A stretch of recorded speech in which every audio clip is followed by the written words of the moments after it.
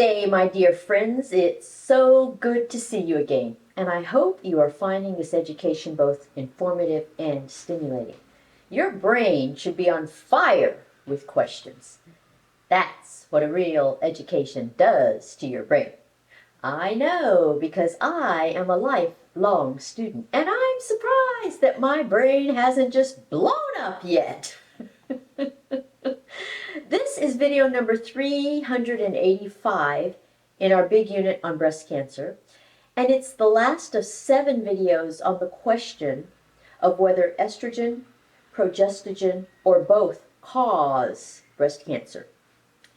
I know this is a burning question on everybody's mind, so I've made sure to address it very carefully and completely. But I was determined to avoid doing what most people do, which is to fail in making clear distinctions between all the variables and caveats that influence the answer.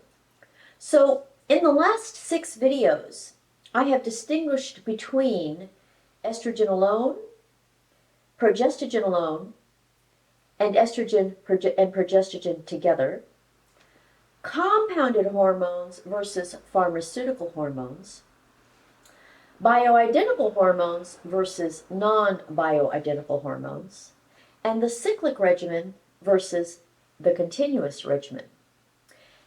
And you've seen that all of these things are important in assessing whether or not an HRT at menopause increases your risk of breast cancer.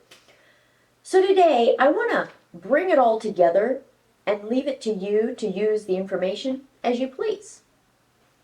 If you're following along in my book, you're going to find parts of what I present today in chapter 30, but I'll extrapolate and embellish it here in this video. In video number 369, you learned that HRT is not even on the list of risk factors for breast cancer. And this may have left you baffled.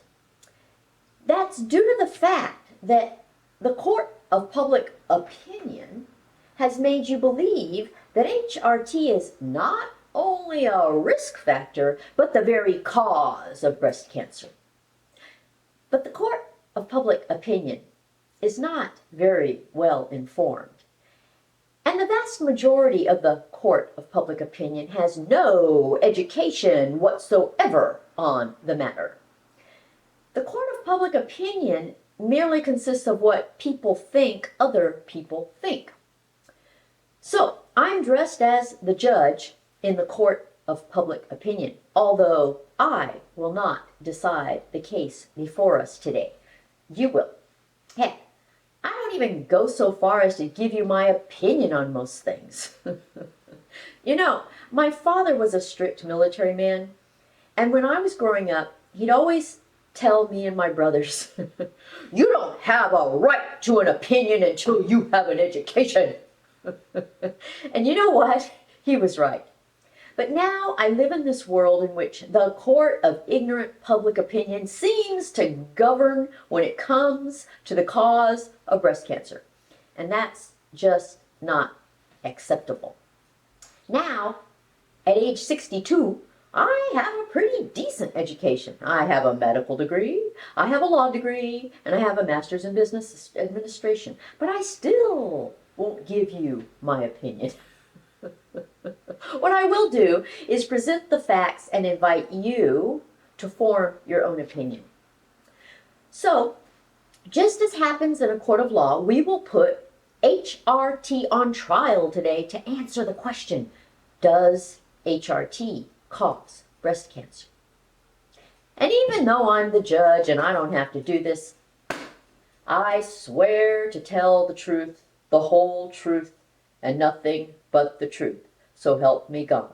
But you get to be the jury. Okay, court is in session.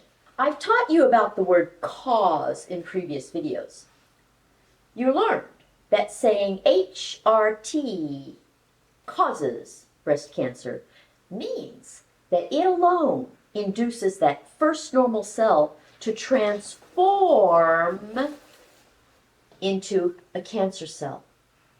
So it causes that first cell to go through all kinds of changes and become ultimately a cancer cell. All cancers begin with one single cell encountering a stimulus that causes just that one cell to transform from a normal breast cell into a breast cancer cell. To say that HRT causes breast cancer is to say that it alone is the very stimulus that can cause that transformation. And it can do so all by itself without anything else contributing. So let's put HRT to the test as the cause of breast cancer. Just as we have to present evidence in order to prove that someone committed a crime in a court of law, we have to use data from basic science, research studies, and human lives in order to prove that HRT causes breast cancer. In medicine, there are specific tests of causation that any causative agent has to pass in order to prove that it causes a disease. And just as you are innocent until proven guilty of a crime, HRT is innocent until proven guilty of causing breast cancer. So I'll use these tests of causation to prove or disprove HRT as the cause of breast cancer. There are 6 separate tests that HRT has to pass in order to be the cause of breast cancer. And first, I'll tell you what those 6 tests are. Number 1 is the consistency test.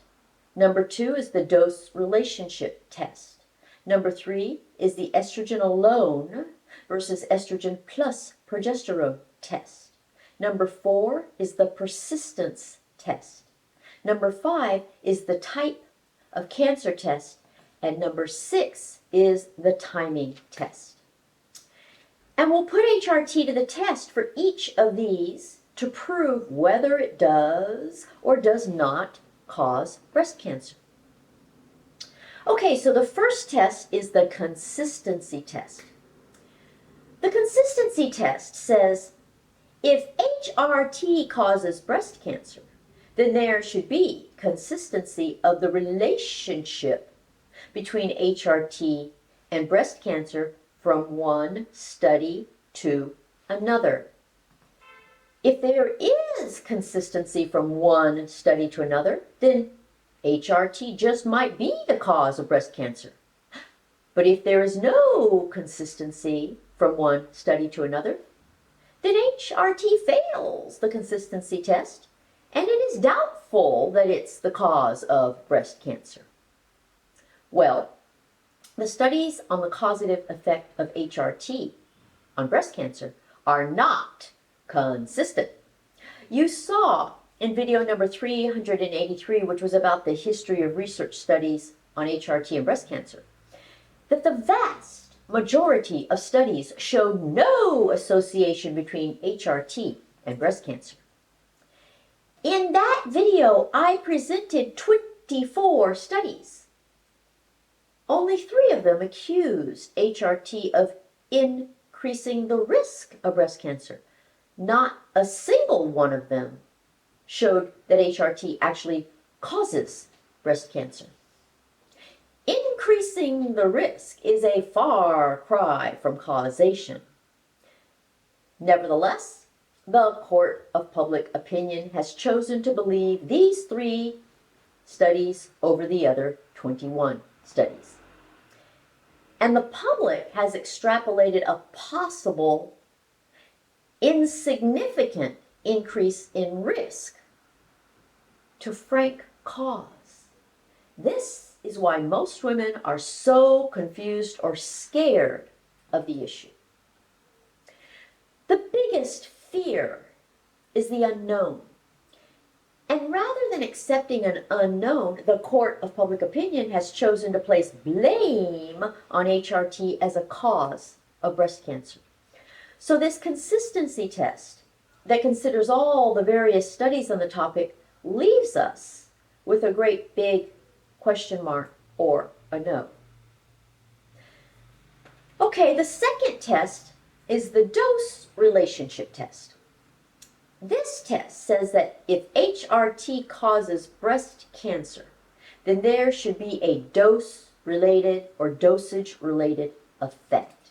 In other words, higher dosages of HRT should be associated with higher rates of breast cancer, and lower dosages of HRT should be associated with lower rates of breast cancer. I mean, that makes sense, doesn't it? It wouldn't make sense if higher dosages were associated with lower rates of breast cancer. Well, once again, it turns out that there is no relationship between dosage of HRT and rates of breast cancer. Higher dosages of HRT do not cause more breast cancers than lower dosages of HRT. You learned that hormonal birth control contains much higher dosages of estrogen and progestogen than HRT. But women who use hormonal birth control containing both estrogen and progestogen do not have higher rates of breast cancer. You saw evidence of this in the human observations we made of your reproductive life, too. Women who have had the most pregnancies have the lowest rates of breast cancer, but they are the very women who have had the highest levels of estrogen and progesterone. And finally, if estrogen plus progesterone caused breast cancer, the rate of breast cancer should drop precipitously at post-menopause when you have no more estrogen or progesterone. But that doesn't happen. So HRT fails the dose relationship test as the causative agent for breast cancer. The third test is the estrogen alone versus estrogen plus progestogen test. This test is necessary by virtue of the fact that your body produces both estrogen and progesterone. And it's also important because at post-menopause, women who still have a functional endometrial inner uterine lining take both estrogen and progestogen, while women who do not have a functional endometrial inner uterine lining take estrogen alone. And it's possible to assess this because there are many studies comparing estrogen alone versus estrogen plus progestogen together. One of the most basic principles of the scientific method is isolation. Isolation is where you study only one thing at a time.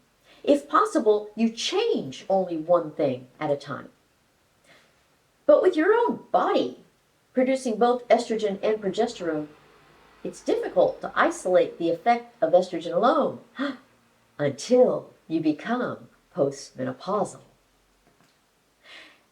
This test says that if estrogen causes breast cancer, then there should be a higher incidence of breast cancer in women who take estrogen alone than in those who take both estrogen and progestogen. Conversely, if estrogen plus progestogen together cause breast cancer, there should be a higher incidence of breast cancer in women who take estrogen plus progestogen together than in those who take estrogen alone. And you've already discovered that women who take estrogen alone actually have lower rates of breast cancer than those who take both estrogen and progestogen. So estrogen alone is not the culprit. In fact, women who take estrogen alone have a decreased risk of breast cancer compared to those who take no hormones at all. But despite this sound data, the court of public opinion continues to espouse the belief that estrogen alone and estrogen plus progestogen together cause breast cancer. It's just heresy. It's completely contrary to fact. The fourth test is the persistence test. This draws on the fact that breast cancer is all about one cell that transforms into a cancer cell and won't stop growing. Once it gets started, it just keeps on growing. In other words, it persists. The agent that caused that first cell to transform into a cancer cell doesn't have to hang around for the cancer to grow and spread. All the causative agent has to do is start the process. After that, the cancer grows on its own. So the persistence test says that if HRT causes breast cancer, the increased risk should remain even after you stop taking HRT. I mean, the HRT would have already done the job of getting the cancer started. So, if stopping the HRT changes the risk or the incidence of breast cancer, then it wasn't the cause. It might have helped it grow in some way, but it didn't initiate the process. If only current users of HRT have an increased risk, but past users of HRT don't, you have to scratch your head and wonder how the cancer disappears if you stop taking HRT. In video 383, you saw that the Million Women study claimed this very thing. It found an increased risk of breast cancer only in current users of HRT, not in past users of HRT. This just doesn't make sense. It appears that both the court of public opinion and the medical community have this particular concept completely upside down. So HRT fails the persistence test as a cause of breast cancer, and we're still left scratching our heads. The fifth test is the type of cancer test. This has to do with the kind of breast cancer that develops when supposedly HRT causes it versus when something else causes it. In other words, it pertains to the personality of the cancer. If HRT causes breast cancer, then the type of breast cancer that develops in the presence of HRT should be more advanced, more aggressive, less responsive to treatment, and more fatal. If HRT causes breast cancer, it just wouldn't be logical for the type of cancer that developed as a result of HRT to be less advanced, less aggressive, more responsive to treatment, or less fatal. Well, what do you know? The type of breast cancer that develops in the presence of HRT is less advanced, less aggressive, more responsive to treatment, and less fatal, which is exactly the opposite of what you'd expect if HRT caused it in the first place. So HRT flunks the type of cancer test as a cause of breast cancer. More head scratching. And the sixth test of cause is the timing test. This test says that if HRT causes breast cancer, then the size of the cancer should correlate with the timing of taking the HRT. If you took HRT a long time ago, and it started the cancer in the first place, the tumor size should be large. On the other hand, if you took HRT recently and it started the cancer, the tumor size should be small. This goes back to the common characteristic of all cancers, that every cancer begins as just one single cell, and it takes time for that single cell to replicate enough to grow into a tumor that you can diagnose as a cancer. I know my prop makes it look huge, but it's to demonstrate the principle. So this test has to do with correlating when you took HRT and when breast cancer began. No matter how quickly or how slowly a cancer grows, there is no such thing as a cancer that starts and becomes large enough to diagnose overnight. Every time breast cancer is diagnosed, it has been there for quite some time, at least 7 years. When women say, I started taking HRT and within 2 months it had caused breast cancer, they are greatly mistaken. And one of the big flaws of most studies on HRT and breast cancer is that the studies are conducted over too short a time frame to assess the very thing that they set out to study.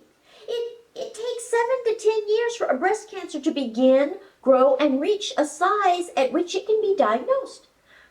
But most studies only last 5 years. That's not adequate. There is no way you can study in just 5 years the cause of a disease that takes 10 years to develop. Yet, study after study does just that. But any breast cancers they find had to have already been there. So they are not studying cause at all. The timing test is probably the one that the court of public opinion has misjudged the most. They simply don't understand the timeline for cancer. So that's it for our 6 tests of cause. And now it's up to the jury, I mean you, to decide if HRT does or does not cause breast cancer. If something passes all 6 of these tests, it is defined as a causative agent.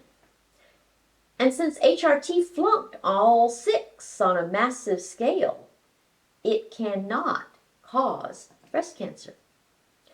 To recap, the 6 tests of cause are the consistency test, the dose relationship test, the estrogen alone versus estrogen plus progesterone test, the persistence test, the type of cancer test, and the timing test.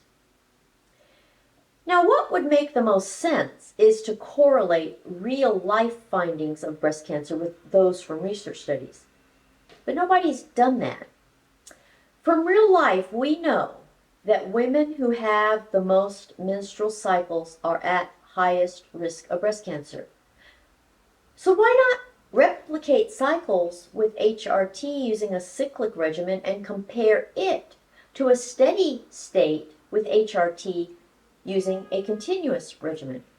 I mean, there are women doing it both ways. There is probably a basic common principle governing an increased risk of breast cancer. And my guess is that most likely it's cycles.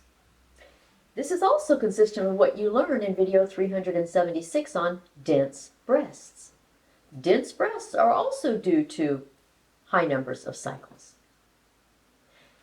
And then you have to be realistic about the fact that nothing works in a vacuum. In other words, nothing will automatically give you breast cancer. This is true for any disease. All sunbathers don't get melanoma. All smokers don't get lung cancer.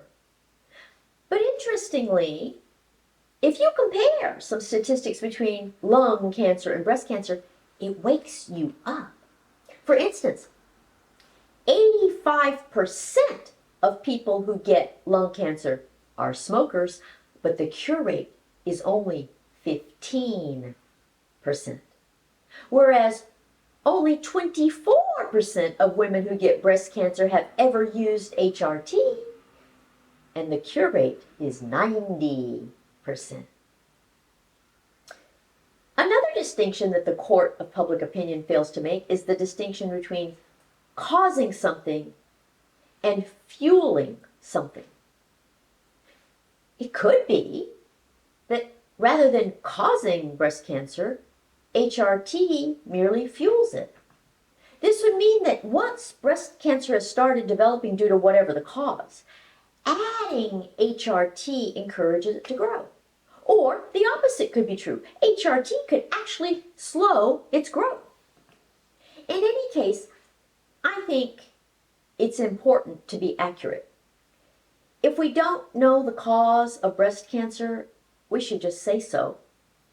At least that will induce people to keep searching for it rather than just blaming HRT and forfeiting the opportunity to find the real cause. Another thing that doesn't help in providing accurate information to the public is package inserts that accompany pharmaceutical hormone products. They include the possible risks of the product. Despite the fact that we don't know the real answer to the question of whether or not HRT increases your risk of breast cancer or causes breast cancer, it's more difficult to dispel the myths when the Food and Drug Administration insists on employing class labeling on all hormones, no matter what. Class labeling is when the FDA labels all items in a class of drugs the very same way, regardless of their individual tendencies to contribute to the risk for or cause a disease. So, since some hormones can cause some cancers, the FDA places warnings on all hormones stating that they can all cause all cancers. They do not individualize. They do not qualify. They just state quite pointedly that all hormones can cause all cancers, even though that is far, far from the truth. So, while divulging information on risks is noble, lying or extrapolating about those risks is not. You just need to know that not everything written on the package insert is completely accurate. Tisk, tisk, tisk. So you see that we have not completely answered our question as to whether HRT causes breast cancer. We have hints, but we do not have a final answer. It's like having a hung jury. Now, I know that nobody likes it when there isn't a final answer, but we simply do not know everything. And we'd all be a lot better off if we could just admit that we don't know everything instead of pretending that we do. The fact is, you do not have to take a side on the matter. You do not even have to have an opinion. What you need is the facts that we do have. And you need to know that we do not have all the facts. The worst thing you can do is decide that you know the answer. You don't, and you can't. The best you can do is weigh the benefits of HRT against the risks of HRT for you. We do know that HRT can prevent heart attacks, osteoporosis, and Alzheimer's. We do not know if HRT can cause breast cancer. And you have to decide whether or not to take HRT with that imbalance of information. If something is true, continued observation and study makes it more obvious. If continued observation and study produces only more and more inconsistent results, then something is wrong with the hypothesis. So the summary of this summary video is that the only consistent factor among all matters pertaining to estrogen and progestogen in the possibility of causing breast cancer is that anything that causes cycles increases your risk of breast cancer. There is no implication of cause, and HRT fails all 6 tests of cause as an agent that causes breast cancer. My, I sure hope you feel like you know a lot more now than you did before we started this unit. And I hope that each new piece of information allays some of your fears, gives you confidence, and helps you make management decisions for your menopause. It is not my goal or my right to tell you how to manage your menopause. My goal is to give you the information with which you can make choices that are right for you. And I just want you to be happy with those choices both now and later. We'll move on to answering the question, can you take HRT if you have had breast cancer? Oh, how I wish I could hear your answers as you shout them at the screen right now. If you want the unique opportunity of tailoring all the information on menopause specifically to the one and only you, all you have to do is go to menopausetailor.me and schedule a consultation with me. I love doing consultations and getting to know you. And you'll see that a consultation is the most beneficial thing you can possibly do for yourself. I also urge you to subscribe to this YouTube channel or classroom, and also subscribe to my newsletter. It comes every 2 weeks with all sorts of tips, discounts, and promotions. I'm on Facebook, Instagram, Pinterest, and Stories too. So I will see you ladies in a week. Bye.